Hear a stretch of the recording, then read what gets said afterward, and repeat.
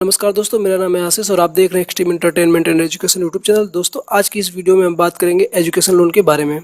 हमें education loan क्यों लेना चाहिए, इंडिया में कौन कौन सी बैंक एजुकेशन लोन प्रोवाइड करती है और उनका इंटरेस्ट रेट क्या है, और इसके साथ साथ हम देखेंगे कि एजुकेशन लोन के बेनिफिट्स क्या हैं।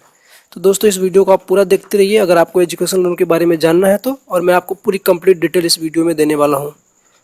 दोस्तों, अगर हम वीक बैकग्राउंड से बिलोंग करते हैं, मतलब कि अगर हमारी इकोनॉमिकल कंडीशन उतनी अच्छी नहीं होती, तब हमें एजुकेशन लोन की ज़रूरत पड़ती है, क्योंकि हमें पता है कि एजुकेशन बहुत ज़्यादा एक्सपेंसिव हो गया है। तो एजुकेशन लोन हमें बहुत हेल्प करता है हमारे एजुकेशन को इम्प्रूव और बढ़ाने में, आगे बढ़ाने में। तो चलिए दोस्तों, एजुकेशन लोन के बेनिफिट्स के बारे में जान लेते हैं। तो इसका जो सबसे बड़ा बेनिफिट है वो ये है कि ये यूनिवर्सली अवेलेबल है, मतलब आप कोई भी जिसकी पढ़ने की इच्छा है वो इसके लिए अप्लाई कर सकता है। और एजुकेशन लोन अगर आप इंडिया में या फिर अब्रॉड पढ़ना चाहते हैं तो आप सभी टाइप के एकेडमिक कोर्सेज के लिए अप्लाई कर सकते हैं, जिसमें आपका ग्रेजुएशन आता है, पोस्ट ग्रेजुएशन, वोकेशनल कोर्सेज और अदर सर्टिफिकेट कोर्सेज आते हैं। जो दोस्तों लोन का जो अमाउंट है वो मिनिमम 10 लाख से लेके मैक्सिमम 15 लाख तक है। और अगर आप फॉरेन पढ़ना चाहते हैं या फिर अब्रॉड में स्टडी करना चाहते हैं तो उसके लिए आपको कम से कम 20 लाख का लोन प्रोवाइड किया जाता है।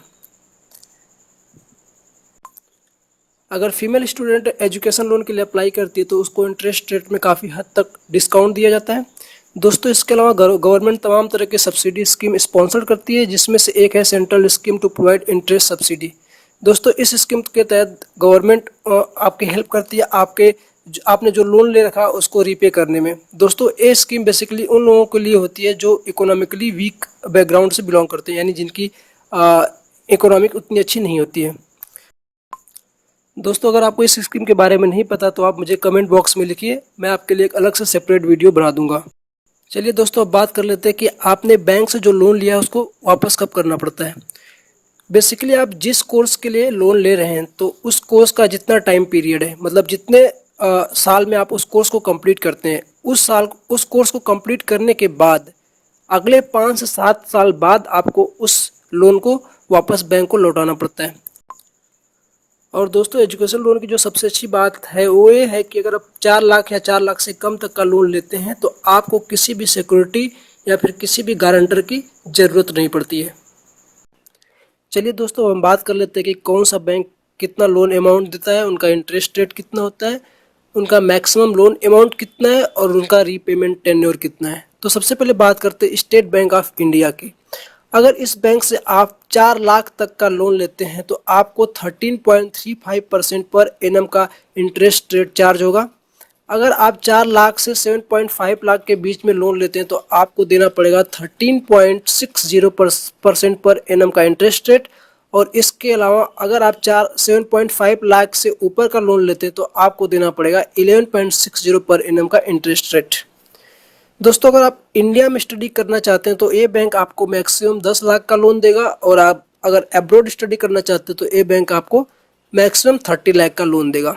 इसके अलावा आप अपने कोर्स को कंप्लीट करने के बाद 5 से 7 साल बाद आप उस लोन को बैंक में रीपेमेंट कर सकते हैं या फिर वापस लौटा सकते हैं।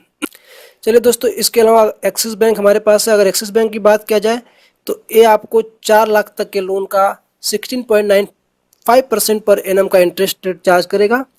और अगर आप 4 लाख से 7.5 लाख पर के बीच का अगर आप लोन लेते हैं तो आपको 17.95% पर एनम का इंटरेस्ट रेट पे करना पड़ेगा। और अगर आप 7.5 लाख से ऊपर का लोन लेते हैं तो आपको देना पड़ेगा 15.95% पर एनम का इंटरेस्ट रेट। दोस्तों, अगर आप इंडिया में स्टडी करना चाहते हैं तो एक्सिस बैंक आपको देगा मैक्सिमम 10 लाख, और अगर आप अब्रॉड स्टडी करना चाहते हैं तो ये बैंक आपको देगा मैक्सिमम 20 लाख का लोन। और इसके अलावा ये आपको रिपेमेंट टेन्योर प्रोवाइड करता है मैक्सिमम 7 साल का।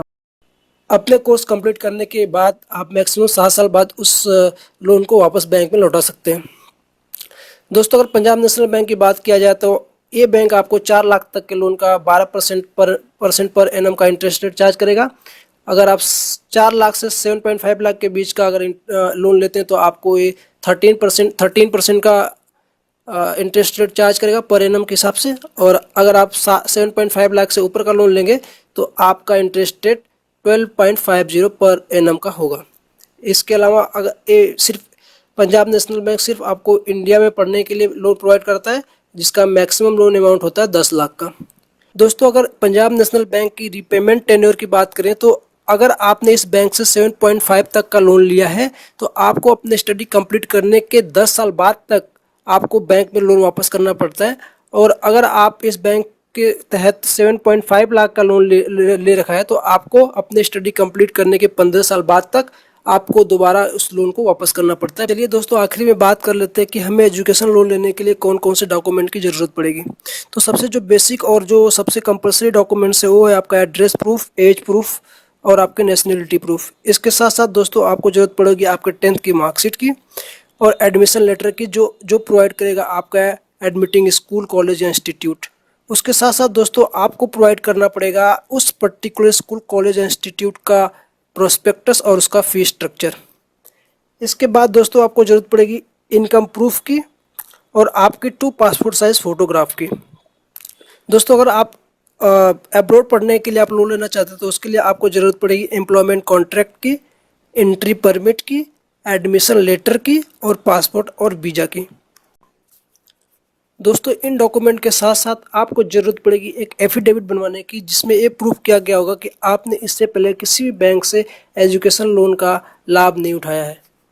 दोस्तों इसके अलावा बहुत सारे बैंक हैं जो एजुकेशन लोन प्रोवाइड करते हैं, जिसमें से है Avanse education loan, Allahabad bank education loan, Andhra bank education loan, Axis bank education loan, bank of Baroda education loan, bank of India education loan. तो आप अपने हिसाब से अपने बैंक को चूज कीजिए और उससे आप एजुकेशन लोन का फ़ायदा उठाइए। आज के वीडियो में बस इतना ही। उम्मीद करता हूँ दोस्तों आपको ये वीडियो पसंद आया होगा। अगर आपका कोई शिकायत या सुझाव है तो आप हमें कमेंट बॉक्स में लिखना ना भूलें। और अगर आपको ये वीडियो सच में पसंद आया तो आप अपने दोस्तों के साथ शेयर कीजिए ताकि उनको भी इसके बारे में पता चल सके। Thank you.